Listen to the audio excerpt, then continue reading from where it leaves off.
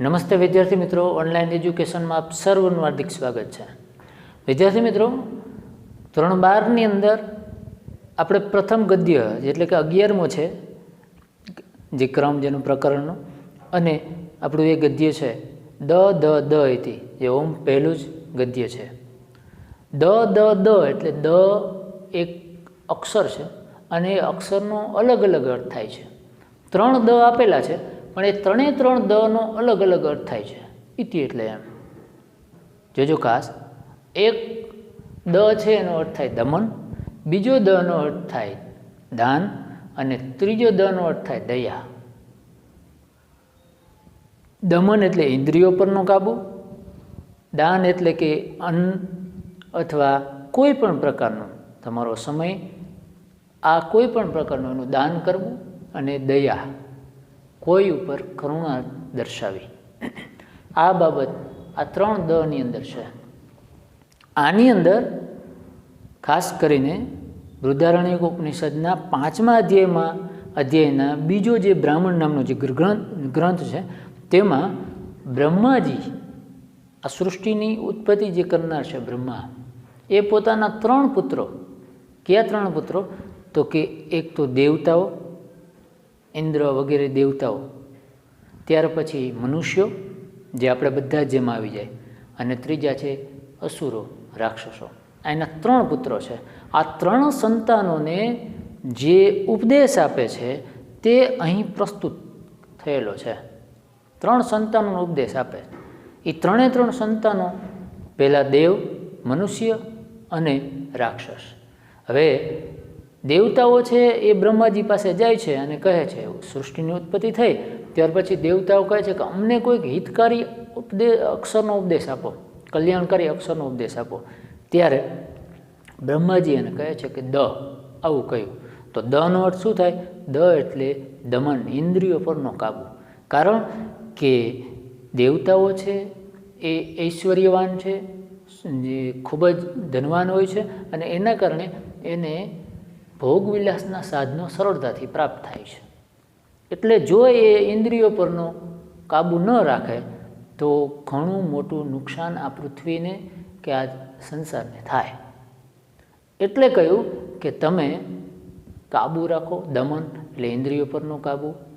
ત્યાર પછી બીજા મનુષ્ય જાય છે કે અમને હિતકારી ઉપદેશ આપો। ત્યારે બ્રહ્માજી મનુષ્યને પણ દ એમ કહે છે। આ દનો અર્થ એવો થાય કે તમે દાન કરો, કારણ કે મનુષ્ય સ્વભાવથી જ લોભી હોય, કોઈનું લઈ લેવું આવી વૃત્તિ મોટાભાગના વ્યક્તિઓમાં હોય છે, બધાને અંદર નથી હોતી પણ ઘણા બધા એવા હોય છે। તો એ વ્યક્તિઓ એક કોકને આપે, દાન કરે, પોતાની સંપત્તિ હોય તો એ ગરીબ વ્યક્તિઓને દાનમાં આપે। ઠંડીની અંદર વ્યક્તિઓ જે ખૂબ ઠંડીમાં, કડકડતી ઠંડીની અંદર પરેશાન થતા હોય તો એને ગરમ વસ્ત્રોનું દાન કરવું, ભૂખથી પીડાયેલી પ્રજાને એને અન્ન આપવું, આવી જે દાનની વૃત્તિ છે એ માણસની અંદર આવવી જોઈએ, એટલે લોભી પણ દૂર થાય। આવી બ્રહ્માજી એને ઉપદેશ આપે છે કે તમે દ એટલે દાન કરો। ત્રીજા રાક્ષસ અસુરો જ્યારે બ્રહ્માજી પાસે જાય છે ત્યારે અસુરોને બ્રહ્માજી એવું કહે છે કે તમે દયા કરો। દયા એટલે કે તમે કોઈ પણ પ્રાણી ઉપર છે ને હિંસા ન કરો, કારણ કે અસુરો સ્વભાવથી જ ક્રૂર હોય છે, એ ગમે તેને મારવું, એનું ઝૂંટવી લેવું, આવી વૃત્તિ જે ધરાવનાર હોય છે। એટલે કે એની અંદર કરુણા આવે, દયા આવે, આવી બાબત આ અસુરોને આપે છે। એટલે બ્રહ્માજી પોતાના 3 સંતાનોને જે 3 ઉપદેશ આપે છે એની વાત આની અંદર કરવામાં આવી છે। વિદ્યાર્થી મિત્રો, આપણે પણ મનુષ્યની અંદર આવા 3 પ્રકારના સ્વભાવવાળા વ્યક્તિઓ હોય છે। એક તો ધન સંપત્તિવાન, જે ધન આવી જાય તો એમાંથી ઘણા બધા વ્યક્તિઓ હોય છે કે પોતે ભોગવિલાસમાં રાચવા માંડે છે, પોતાની ઇન્દ્રિયો પરનો કાબુ રહેતો નથી, આવા વ્યક્તિઓ થઈ જાય છે, તો એને ઇન્દ્રિયો પરનો કાબુ રાખવો જોઈએ। બીજું કે ધન સંપત્તિવાન વ્યક્તિ હોય અથવા તો અમુક વ્યક્તિઓ હોય કે જે ધન આવી જાય પછી એ લોભી પણ વધારે હોય છે, લોભી વૃત્તિ વધારે જોવા મળે છે, તો એ લોભ વૃત્તિ દૂર કરી અને દાન કરવું જોઈએ। તેમજ અમુક વ્યક્તિ એવા પણ હોય છે કે જે હંમેશા બીજાને મારવા, બીજાનું ઝૂંટવી લેવું અને ક્રૂરતાપૂર્વક વર્તન કરવું, હિંસા આચરવી, આવા વ્યક્તિઓ પણ જે હોય છે, આવા વ્યક્તિઓએ હિંસાને છોડી અને અહિંસાનો રસ્તો અપનાવો. આ વાત બ્રહ્માજીએ ખાસ શીખવી છે કે મનુષ્યની અંદર પણ આવા વ્યક્તિઓ હોય છે, આવા સ્વભાવના. હવે આપણે ક્રમશઃ આનો અનુવાદ શીખીએ. પાઠ્યપુસ્તક તમારી સમક્ષ ખુલી અને ધ્યાન ખાસ હોવું જોઈએ.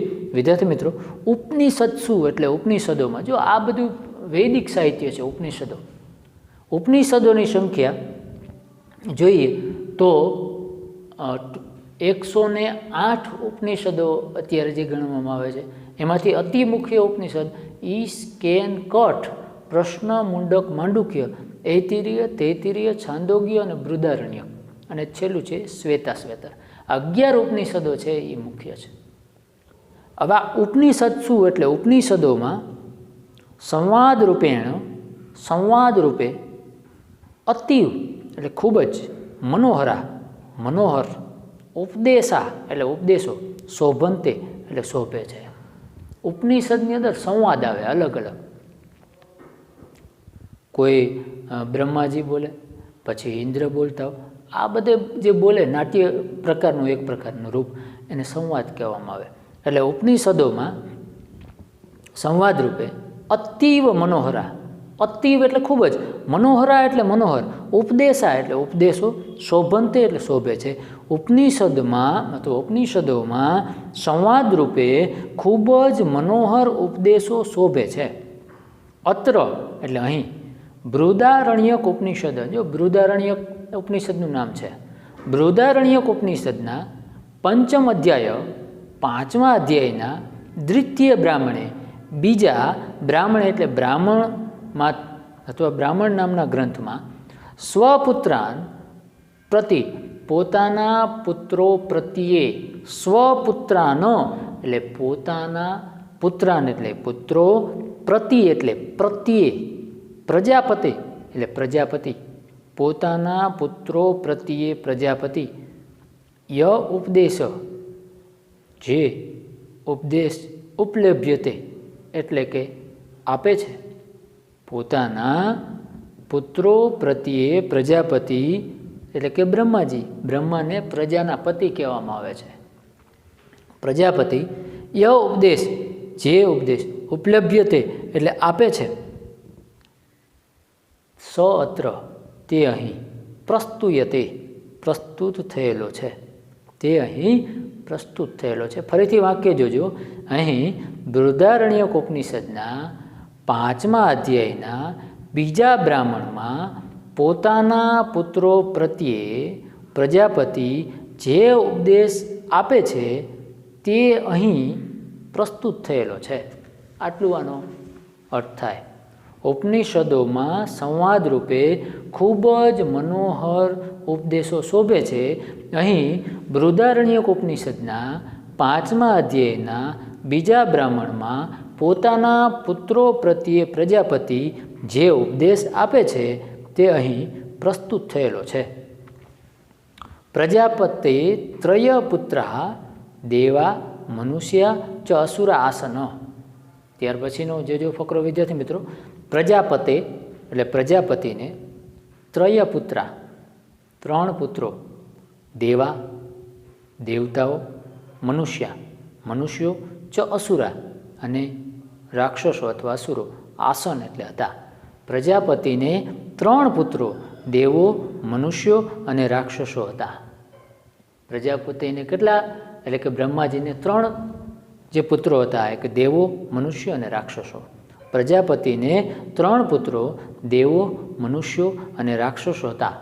તે શું, તેમાં દેવા એટલે દેવો, તેમાંથી દેવો પ્રજાપતિમ પ્રાર્થિતવંત, તેમાંથી દેવોએ પ્રજાપતિમ એટલે બ્રહ્માજીને, પ્રથમમ એટલે પહેલા અથવા પ્રથમ, પ્રાર્થિતવંત એટલે પ્રાર્થના કરી. તેમાંથી દેવોએ પ્રજાપતિને પ્રથમ પ્રાર્થના કરી.